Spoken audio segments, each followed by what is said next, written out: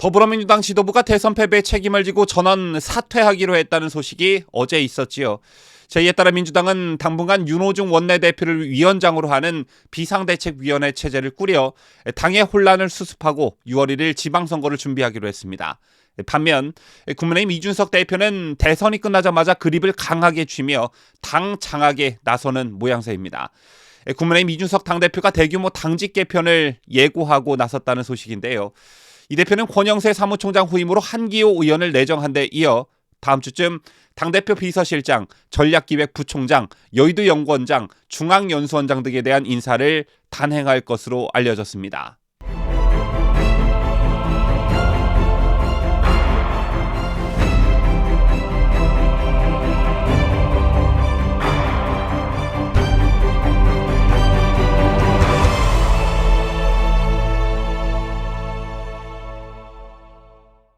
시청자 여러분 안녕하십니까? 뉴스데일리 베스트 시작합니다.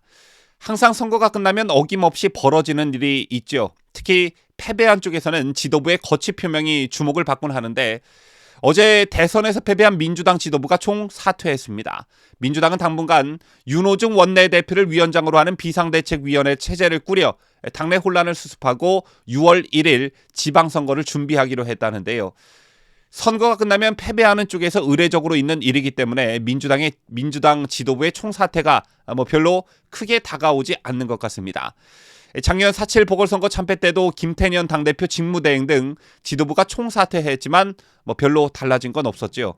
민주당이 정말 황골탈퇴하고 국민들에게 변화된 모습을 보여주려면 586으로 불리는 당내 주류 세력의 청산 없인 불가능한 일이라는 걸 이제 모르는 국민이 없는데 여전히 민주당 하면 586 하면 민주당 이게 가장 먼저 떠오르니 아무리 지도부가 총사퇴한다고 한들 국민들께서 민주당이 변했구나 반성하는구나 이런 느낌을 못 받는 것입니다. 어쨌든 민주당 사정은 그렇고 국민의힘 상황도 급박하게 돌아가고 있는 것 같습니다. 일단 대선이 끝나자마자 이준석 대표가 그립을 강하게 잡고 당 장악에 나서는 모양새인데요. 이준석 대표가 대규모 당직 개편을 예고하고 나섰습니다.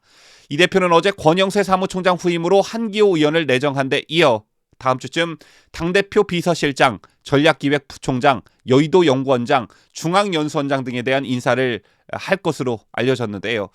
이 대표는 서범수 의원이 맡고 있는 당대표 비서실장을 교체하고 권영세 총장과 함께 전략기획부총장에 임명됐던 이철규 의원의 후임자를 물색 중에 있는 것으로 알려졌습니다. 제밖에 이르면 다음 주쯤 당 대변인을 선발하는 토론 배틀 참가자 모집 공고도 낼 계획으로 알려졌는데요. 여러분 기억하고 계시다시피 토론 배틀은 이 대표가 지난해 당대표 경선 때 공정한 경쟁을 주장하며 내걸었던 1호 공약이었죠. 이 대표는 취임 직후 토론 배틀로 대변인 2명과 부대변인 2명을 선발했는데 이들 임기가 곧 만료돼 후임 대변인들을 다시 토론 배틀로 뽑겠다는 것입니다. 이런 이준석 대표의 움직임을 두고 정치권에서는 여러 가지 해석이 나오고 있습니다. 그 첫째가 대선 때 당무 우선권을 윤석열 후보에게 내줬던 이 대표가 재빠르게 공백 기간 없이 당무 주도권 회복에 나선 것이다 라는 점 한 가지 하고요. 두 번째, 6일 지방선거 공천이나 국민의당과의 합당 등을 염두에 둔 행보다라는 관측입니다.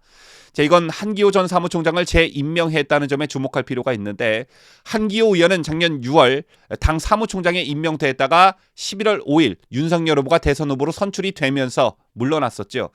그리고 대선이 끝나자마자 정광석과 같은 속도로 한 의원을 사무총장으로 복귀시킨 것인데 여러분 아시다시피 당 사무총장 자리는 공천 실무와 매우 밀접한 관련이 있는 중책 중의 중책입니다.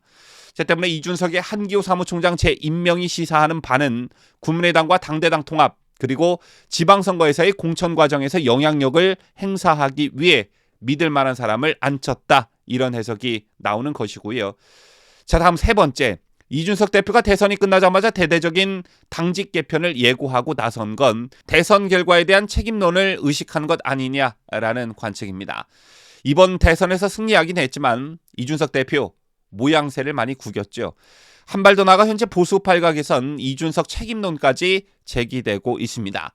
이준석의 어설픈 선거 전략으로 하마터면 대선에서 질 수도 있었다라는 것인데 대표적인 게 이준석 대표가 내세웠던 세대포 이론입니다. 세대포 이론은 민주당 지지층인 4050을 다른 세대의 지지로 포위하겠다는 그런 전략이었죠. 하지만 이 전략은 결국 갈라치기 논란으로 이어졌고 풍선 한쪽을 누르면 한쪽이 부풀어 오르듯 이대남의 표심을 자극하긴 했지만 반사적으로 이대녀가 결집하고 위기의식을 느낀 4050층이 결집하는 역효과를 부르기도 했습니다. 또 최소 20% 득표를 공언하고 막판에 30% 득표까지 말했던 호남 전략도 결국 실패했죠. 국민의힘의 호남 득표율은 12.75%로 보수 정당으로선 최고치를 기록했지만 박근혜 대통령의 호남 득표율이 10.46%였다는 것에 비춰보면 10년 후 2%포인트 더 나온 것인데 이걸 성과로 보긴 어렵다는 평가가 지배적입니다. 호남의 결집을 막은 건 역시 보수의 성지인 대구였습니다. 결과적으로 대구에서 높은 투표율이 나오지 않았더라면 대선에서 패할 수도 있었던 아찔한 순간이었는데요. 또 호남에 공을 들였던 것 반만이라도 부울경에 신경을 좀 썼더라면 좀 더 표 차이를 벌릴 수 있었을 텐데 라는 평가도 나오고 있습니다. 제밖에 이준석 책임론으로 대두되고 있는 것 중 가장 큰 게 많게는 한 10%포인트까지 차이가 날 수 있다라고 예측한 부분인데 선거 내내 압승을 자신했던 이준석의 이런 발언은 지지층들의 해이를 불러왔고 민주당 지지층의 결집을 불렀다는 지적이 참 많은 상황입니다. 이건 많은 사람들이 공감하는 부분이기도 하죠. 또 국민의당 안철수 대표와의 단일화가 선거 전략상 필요 없다고 반대했던 이준석 대표의 판단이 또 옳았는지를 두고도 갑론을박이 벌어지고 있습니다. 단일화가 없었더라면 졌을 것이다. 아니다. 단일화가 오히려 마이너스 효과가 됐다. 이것에 대한 논쟁의 여지는 좀 있지만 단일화 타이밍이 너무 늦었다. 어차피 할 거라면 좀 더 빨리 했으면 효과가 배가 됐을 것이다 라는 데는 이견이 없는 상황입니다. 자, 그런데 단일화가 늦었던 데는 이준석 책임이 분명 있었기 때문에 이 또한 선거가 끝나고 비판의 대상이 되고 있는 것입니다. 지금까지 대선이 끝나고 이준석의 선거 전략이 비판을 받는 몇 가지 지점을 여러분들께 설명을 해드렸는데요. 현재 인터넷 커뮤니티나 유튜브 등에서는 이준석 책임론이 고개를 들고 있죠. 그래서 그런 것일까? 아니면 자신의 주장이나 전략이 틀리지 않았다는 것을 보여주려는 어떤 오기일까? 어제 이준석 대표가 대선 승리를 견인한 대구가 아닌 광주를 방문했습니다. 광주를 찾아 대선 승리에 대한 감사 인사를 전한다는 그런 취지였는데 제날 국민의힘 광주시당 사무실에 신원 미상의 남성으로부터 협박 전화 2통이 걸려왔다고 합니다. 이 남성은 국민의힘 당직자에게 이준석 대표가 왜 광주에 오느냐, 차량을 이끌고 가서 맞겠다, 내가 감옥 가겠다 등의 협박 발언을 한 것으로 전해졌습니다. 제2의 경찰 병력이 120명이나 배치되는 상황이 벌어졌다고 하는데요. 또 오늘은 조선대학교를 찾아 학생들과 이야기를 나눌 계획으로 알려졌습니다. 대선이 끝나고 가장 먼저 광주를 찾았다는 것, 물론 민주당이 부울경에 공을 들이는 것처럼 보수 정당도 호남을 포기해서는 안 되는 일이겠지만 지난 대선 때보다 2% 더 나온 것을 가지고 그걸 자신의 치적으로 삼기 위해 저런 행보를 보인다는 건 역시 주목받기를 좋아하는 이준석답다, 이런 얘기가 괜히 나오는 건 아니구나, 이런 생각이 들 수밖에 없는 것 같습니다. 어쨌든 국민의힘이 한동안 좀 시끄러울 것 같습니다. 끊임없이 분란을 만들고 그 과정에서 자신의 존재감을 내세웠던 이준석의 행태가 계속된다면 국민의당과의 통합 과정 그리고 지방선거 공천 과정에서도 악재로 작용할 수 있다는 우려가 벌써부터 나오고 있는데요. 여러분께서는 이준석 문제를 어떻게 해결해야 된다고 보시는지요? 댓글 부탁드리겠습니다. 지금까지 저는 자유대한민국을 수호하는 뉴스데일리 베스트 민앵커였습니다.